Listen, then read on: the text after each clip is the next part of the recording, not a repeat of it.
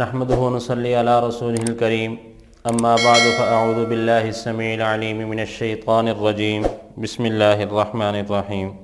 Kenya ایک چھوٹا سا ملک ہے اور فٹ بال کے ورلڈ کپ بھی اس نے 2-3 جیتے ہوئے ہیں۔ کینیا کے ساحل میں ایک نوجوان اپنی 5 سالہ بیٹی کے ساتھ باغ میں چہل قدمی کر رہا تھا۔ 5 سالہ بیٹی بڑی پیاری بیٹی تھی۔ عصر کے بعد کا کوئی ٹائم تھا، 4:30-5 بجے کا ٹائم تھا۔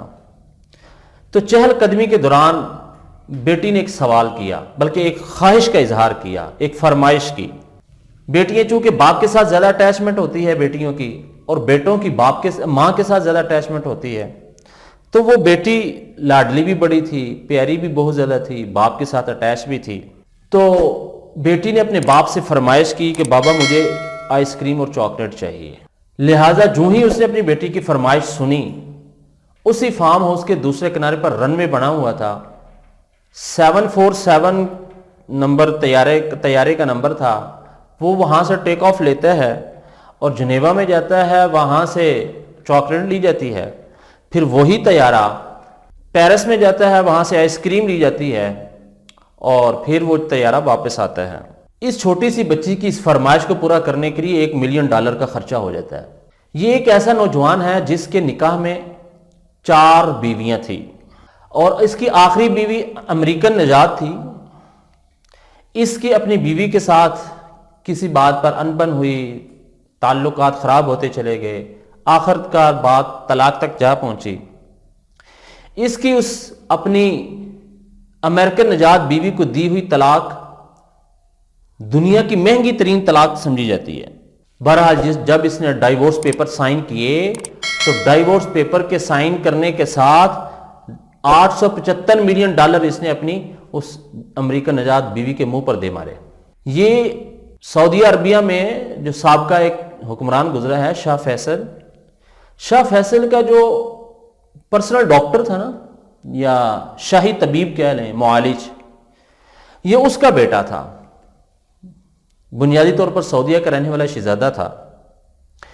ہیرے جواہرات کا اس کا کام تھا، اور دنیا کے مختلف ممالک کے درمیان جتنے بھی ویپنز کے ایگریمنٹ ہوتے تھے، اسلحے کے معاہدات ہوتے تھے دنیا کے جتنے بھی ملکوں میں، ان اسلحے کے معاہدات میں اس شہزادی کے شیئر ہوتے تھے، اور اپنا ہیرے جواہرات کا اس کا بزنس تھا۔ چونکہ عربی تھا، لہذا اس کو ترکی النسل اعلیٰ قسم کے گھوڑے پالنے کا بھی بڑا شوق تھا، اور دنیا کے مہنگے ترین 7 شہروں میں، نیو یارک ہو گیا، واشنگٹن ہو گیا، بیجنگ ہو گیا، سڈنی ہو گیا، پیرس ہو گیا، اس کے علاوہ اور مہنگے ترین شہروں میں اس کے 7 فارم ہاؤس تھے، اور بہت بڑے بڑے فارم ہاؤس تھے کہ فارم ہاؤس کے اندر رن وے تک موجود تھا۔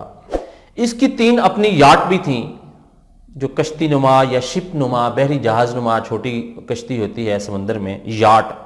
ہر یاٹ پر 3 ہیلی کاپٹر ہر وقت تیار رہتے تھے اڑان بھرنے کے لیے، اور ہر یاٹ پر 610 افراد پر مشتمل خدام کا پورا ایک لشکر اپنے آقا کی ہر فرمائش کو پورا کرنے کے لیے تیار رہتا تھا۔ مختلف قسم کی ہالی ووڈ کی فلمیں اس کی یاٹ پر بنائی گئیں۔ برونائی کا ایک سلطان ہے، برونائی کے سلطان نے اس سے وہ یاٹ خریدی، اور پھر اس برونائی کے سلطان سے ہی 2012 میں امریکہ کے موجودہ صدر ٹرمپ نے وہی یاٹ، اس شہزادے کی یاٹ سلطان برونائی کے سلطان سے ٹرمپ نے $29 ملین میں خریدی۔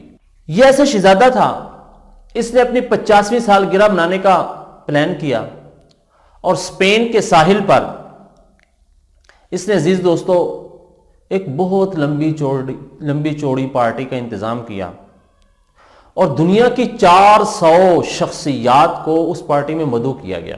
اس کے کچھ اپنے طیارے تھے، کچھ ہیلی کاپٹر تھے، کچھ اس نے فرانس کی ایئر کمپنی سے 5 طیارے جو ہے نا وہ ہائر کروائے، اور پارٹی کا انتظام کیا گیا۔ 5 دن تک اس کی یہ سالگرہ کی تقریب چلتی رہی، اور دنیا کی مہنگی ترین برتھ ڈے پارٹی تھی یہ۔ عزیز دوستو، 80 کی دہائی میں یہ شہزادہ $40 ارب کا مالک تھا، اور دنیا کے جتنے بھی خیراتی ادارے ہیں، جیسے پاکستان میں ایدھی فاؤنڈیشن ہے، عبدالستار ایدھی، اللہ ان کو غریق رحمت کرے، دنیا سے چلے گئے ہیں، دنیا کے 3 خیراتی اداروں نے اپروچ کر کے اس تک پہنچے ہیں اور اس سے امداد کا سوال کیا ہے کہ دنیا کے فلاں ملک میں زلزلہ آیا ہے، وہاں پر انسانیت سسک رہی ہے، ان کو ہیلپ آؤٹ کرنا ہے۔ دنیا کے فلاں ملک میں سیلاب آیا ہوا ہے، انسانیت بے بس ہے، ان کو ہیلپ آؤٹ کرنا ہے، لہٰذا آپ تعاون کریں۔ دنیا کے فلاں ملک میں سونامی طوفان آیا ہوا ہے، انسانیت تہس نہس ہو رہی ہے، لہٰذا ان کو ہیلپ آؤٹ کرنا، آپ تعاون کریں۔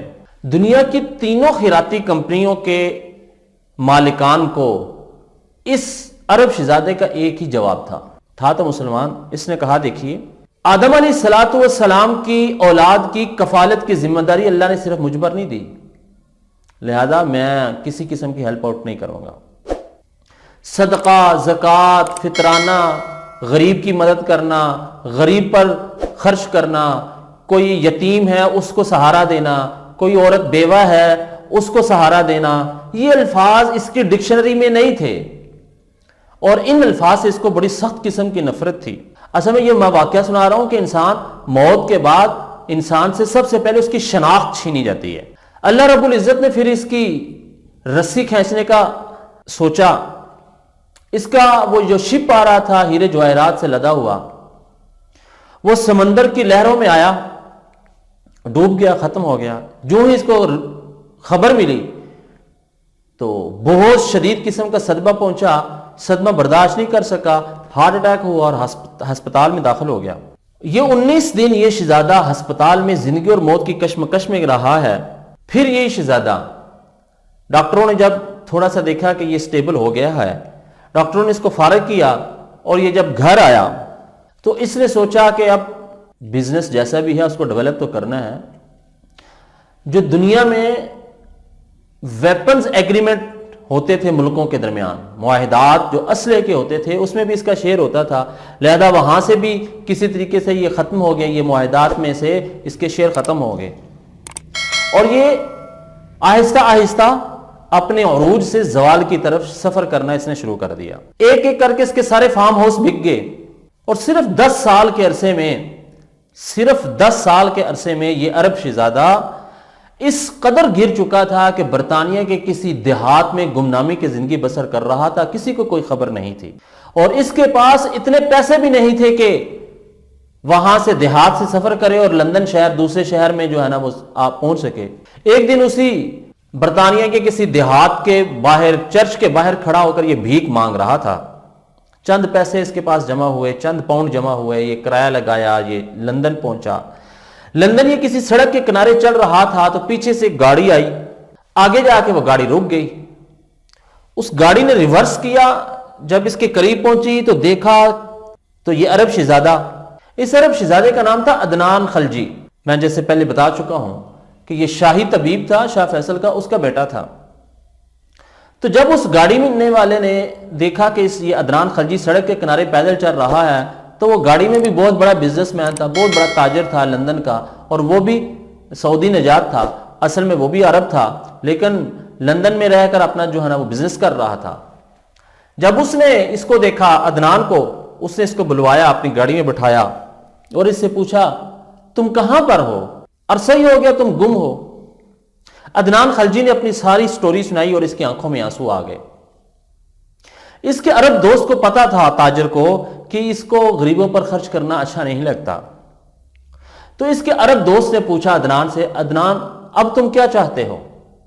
تو عدنان نے کہا میں اپنے ملک سعودی عربیہ واپس جانا چاہتا ہوں اور اپنے ملک میں ہی مرنا چاہتا ہوں، تو میرے پاس کرایہ نہیں ہے جانے کا۔ اس عرب شہزادے نے، جو تاجر تھا، اس عرب شہزادے نے اکانومی کلاس کی ٹکٹ لی اور اس کو دیتے ہوئے ایک جملہ کہا، اس نے کہا عدنان، اللہ نے غریبوں پر صدقہ کرنے کو بہت بڑا اجر میں شمار کیا ہے، بہت بڑا اجر لکھا ہے جو غریبوں پر صدقہ کرتا ہے، لہذا یہ ٹکٹ میری طرف سے تمہارے لیے صدقہ ہے۔ یہ عدنان خلجی صدقے کی ٹکٹ پر لندن سے سعودی عربیہ پہنچتا ہے، اور کچھ ہی عرصے کے بعد اس کی وفات ہو جاتی ہے۔ 2018 میں اس کی وفات ہوتی ہے غالباً۔ تو جب امام صاحب نے اس کی نماز جنازہ پڑھائی، مجمع تو تھا جتنا بھی تھا اس کا مجمع نماز جنازہ پڑھنے کے لیے، تو امام صاحب نے ایک بات کہی، انہوں نے کہا الصلاۃ علی المیت، میت پر نماز جنازہ پڑھی جائے گی۔ ابھی موت سب سے پہلے انسان سے اس کی شناخت چھینتی ہے۔ اس وقت امام صاحب نے یہ نہیں کہا کہ بہت بڑا سابقہ دنیا کا ہیرے جواہرات کا بزنس مین ہے اور عدنان خلجی اس کا نام ہے، اس کا نماز جنازہ نہیں، انہوں نے کہا الصلاۃ علی المیت، مردے پر نماز جنازہ پڑھی جا رہی ہے۔ تو عزیز دوستو، موت انسان کو ہر وقت اس کے پیچھے لگی ہوئی ہے، اور انسان ہے کہ وہ اس موت کو بھلا بیٹھا ہے۔ لہذا ہم سب یہاں پر جمع ہیں، اور یہ موت کا چونکہ تعزیت ریفرنس ہے، اس حوالے سے میں نے ایک دو باتیں آپ حضرات کے سامنے شیئر کر دی ہیں۔ ہم دعا گو ہیں اللہ رب العزت اور ہمیں بھی اس دنیا کی زندگی میں قبر کی تیاری کی توفیق عطا فرمائے، موت کا فکر عطا فرمائے۔ وآخر دعوانا الحمدللہ رب العالمین۔